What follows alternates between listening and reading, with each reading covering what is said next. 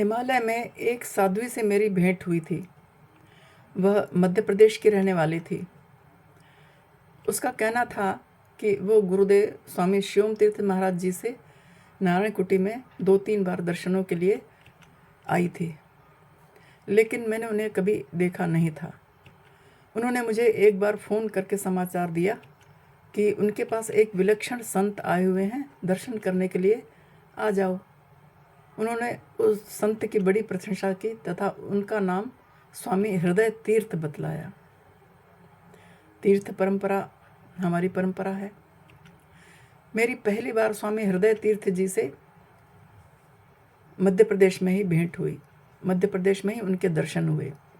मेरा परिचय प्राप्त कर उन्होंने मुझे बताया कि वे 10-11 वर्ष पहले भी नारायण कुटी में आ चुके थे। वे नारायण कुटी में अचानक आ गए थे तब। उस समय वहाँ के तत्कालीन मठाधीश मरणासन्न पड़े थे।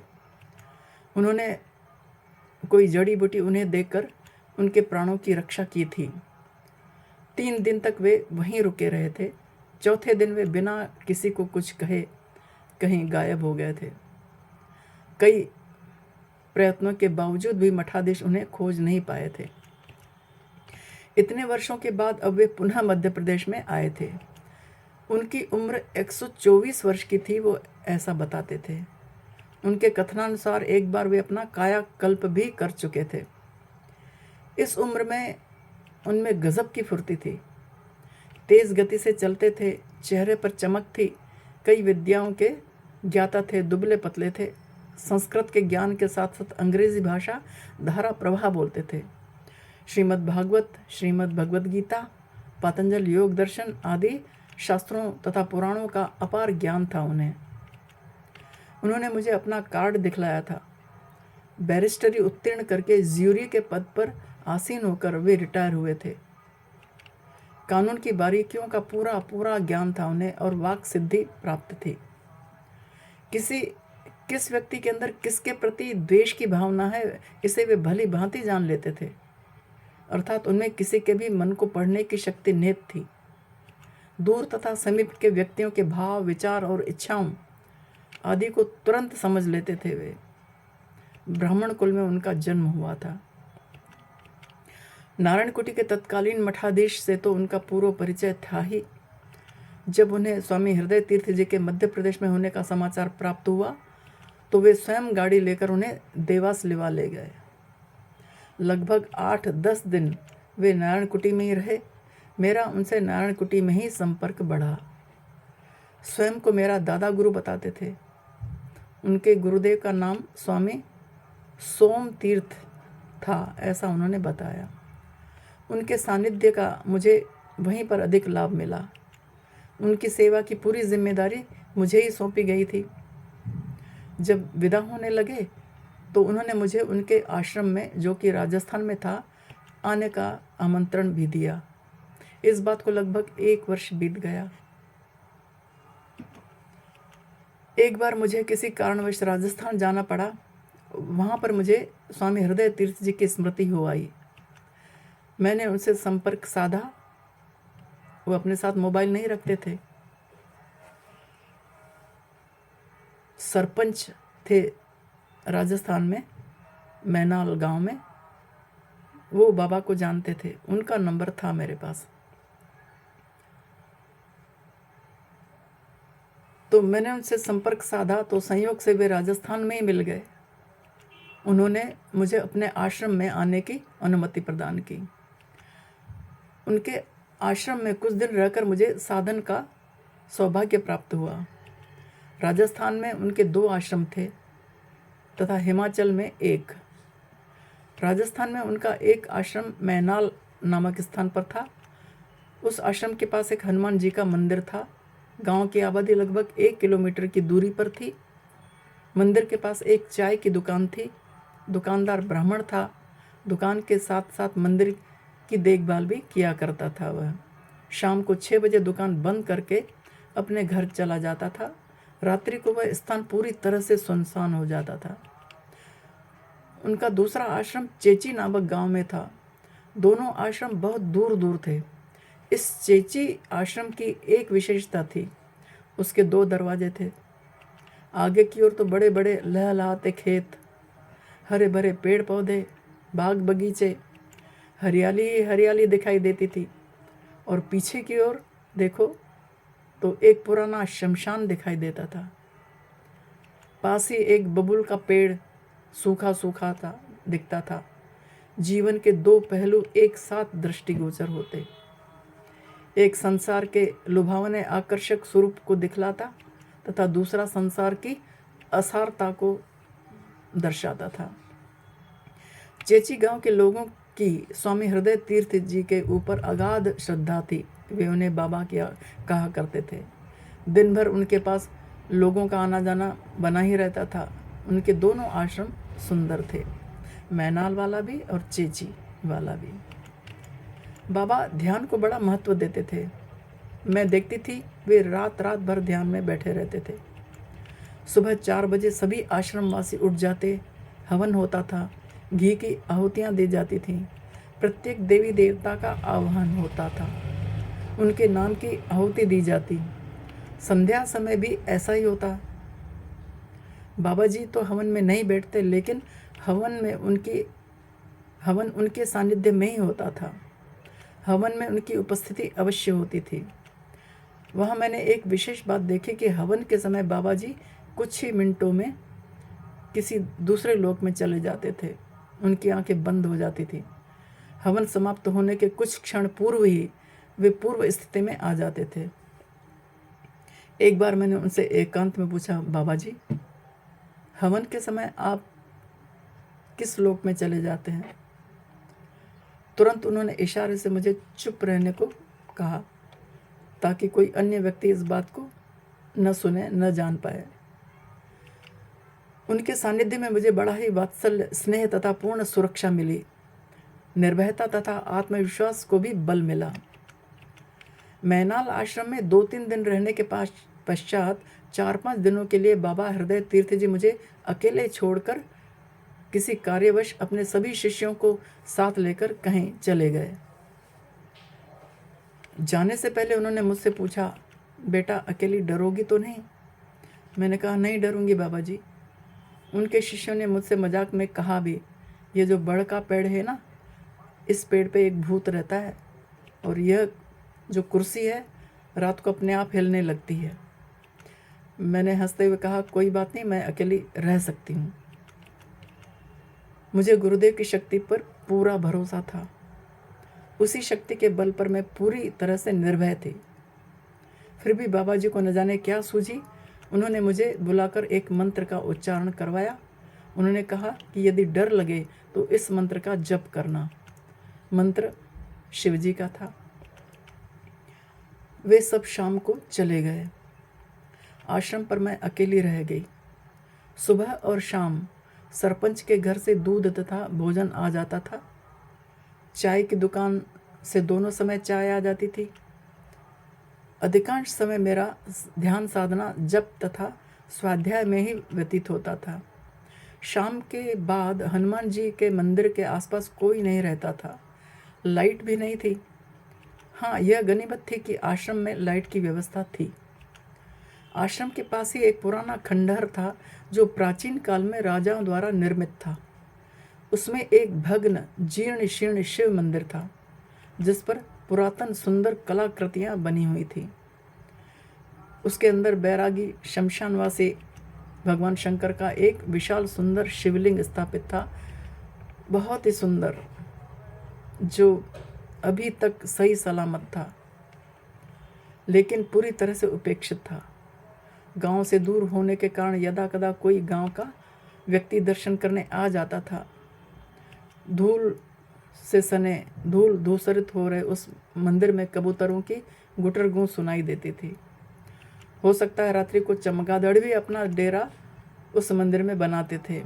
उस खंडहर के दूसरी ओर एक गहरी खाई थी जो सूखी पड़ी हुई थी। उसकी दीवारों पर छोटी छोटी पगडंडियाँ थीं। वहाँ पर थोड़ा आगे चलते छोटी छोटी 2-3 गुफाएं भी थीं, जिनमें धूनी की राख दिखाई दे रही थी।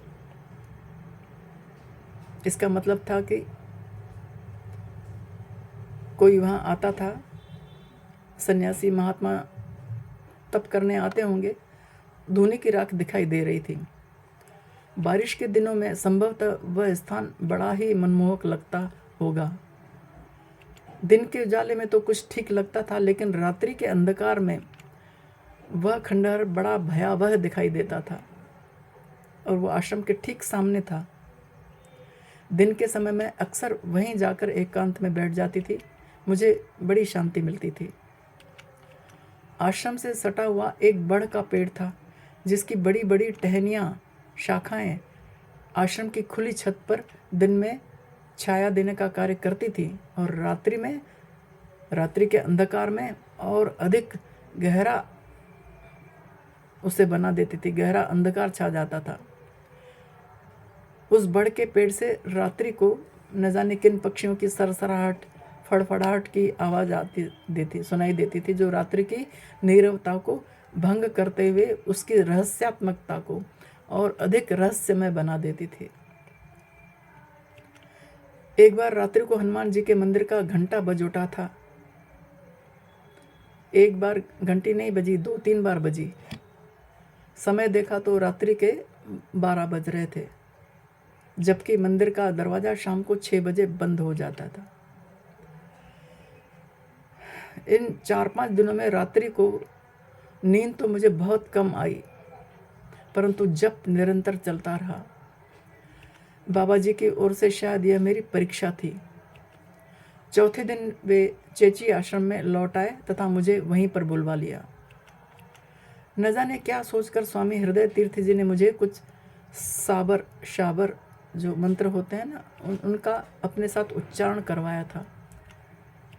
वे पहले बोलते, मुझे भी उसको दोहराने के लिए बोलते। वे मंत्र गुरु गोरखनाथ के थे।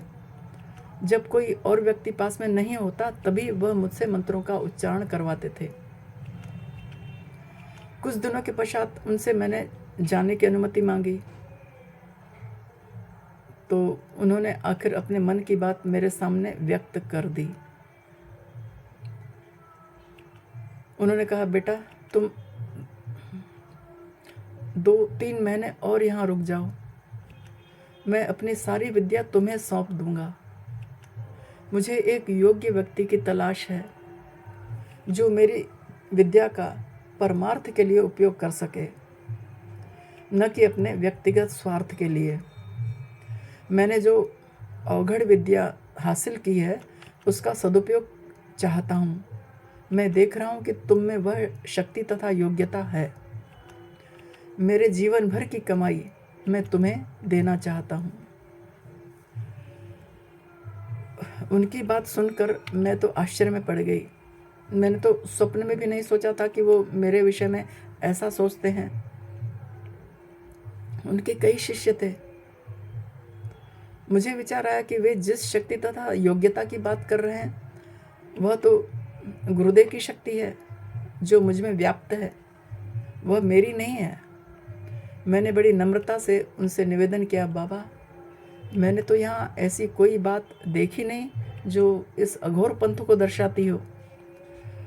उन्होंने कहा, बेटा सुबह और शाम को जिस धूने में हवन होता है और आहुतियाँ दी जाती हैं, उस धूने की राख में शमशान की थोड़ी सी राख मिला दी जाती है,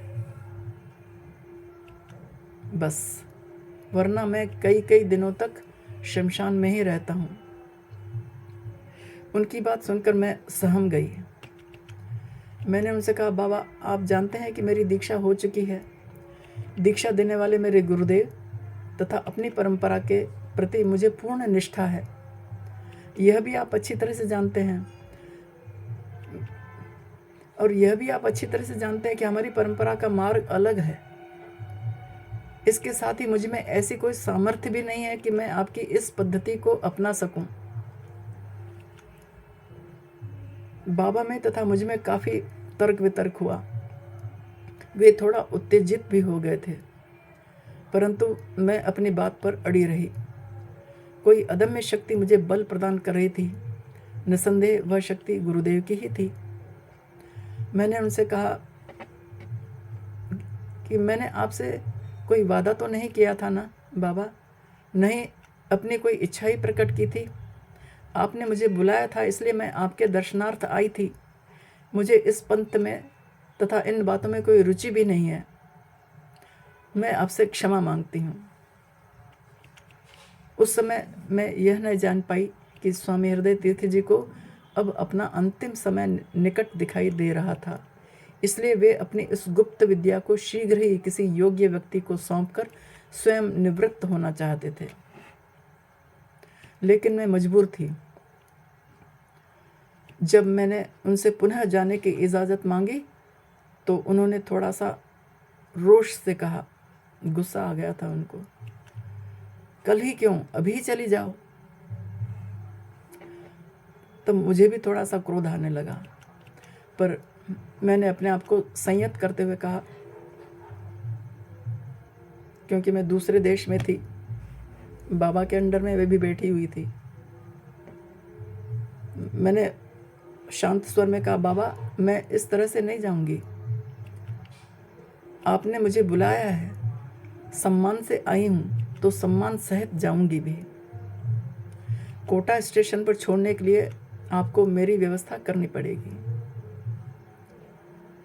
मेरी बात सुनकर वे चुप हो गए, कुछ कहा नहीं। उसके पश्चात मैं सारी रात सो न सकी।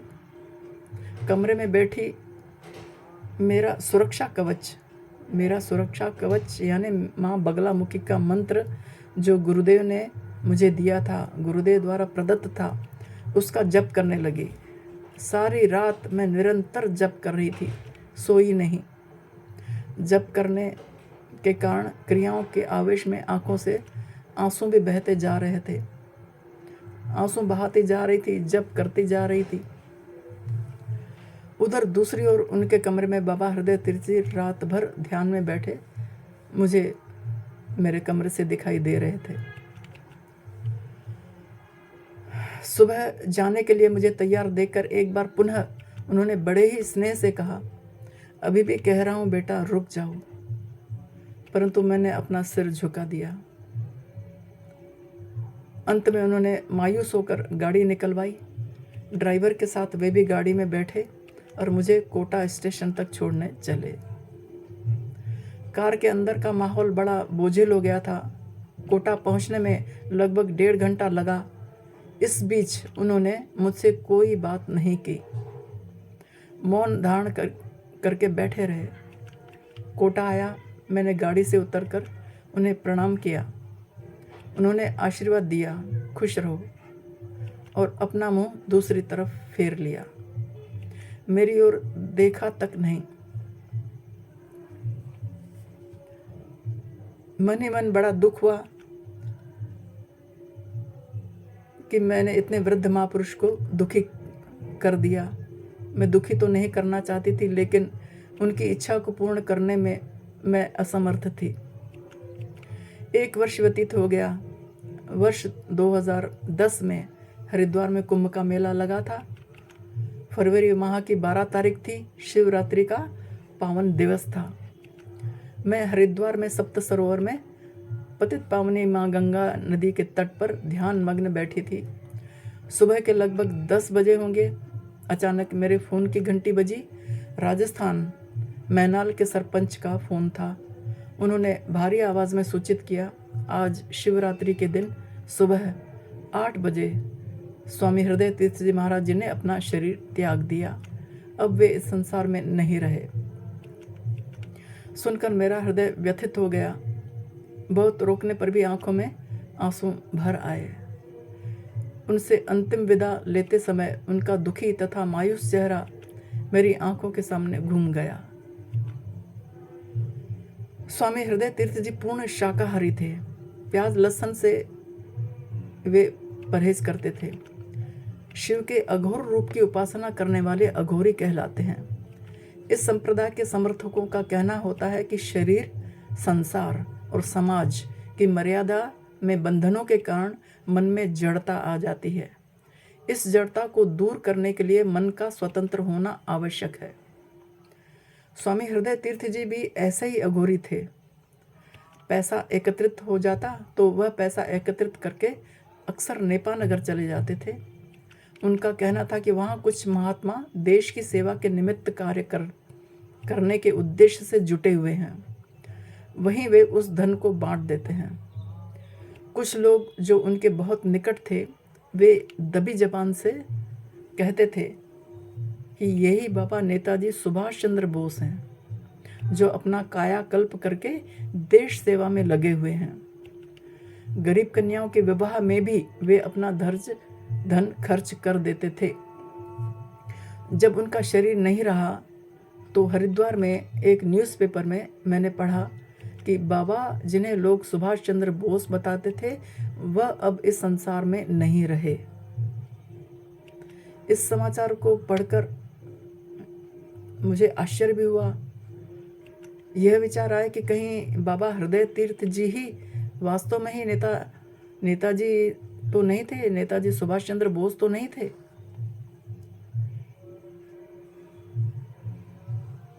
स्वामी हृदय तीर्थ जी मुझे कहते थे कि कुसुम, तुम मैनाल में आ जाओ, मैनाल की कुटिया तुम्हारे लिए बहुत अच्छी है, यहीं पर रहकर साधना करना, वह कुटिया मैं तुम्हें दे दूंगा। लेकिन गुरुदेव ने मेरा हाथ तो अपने हाथों में कस कर पकड़ा हुआ था। गुरुदेव की शक्ति जो मुझ में थी वह तो गुरुदेव की थी और मुझे गुरुदेव की ओर खींच रही थी। गुरुदेव का और हमारा जन्म जन्मांतरों का संबंध है, इतनी आसानी से वह टूटने वाला भी नहीं है, चाहे लाख प्रलोभन आए। मन ही मन मैंने ब्रह्मलीन स्वामी हृदय तीर्थ जी को अंतिम प्रणाम किया और सोचा कि तृष्णा के वश में होकर मन दौड़ दौड़ जाता है, तृष्णा के वश में होकर मन दौड़ दौड़ जाता है। कोई तो है अंतर में जो मन को समझाता है।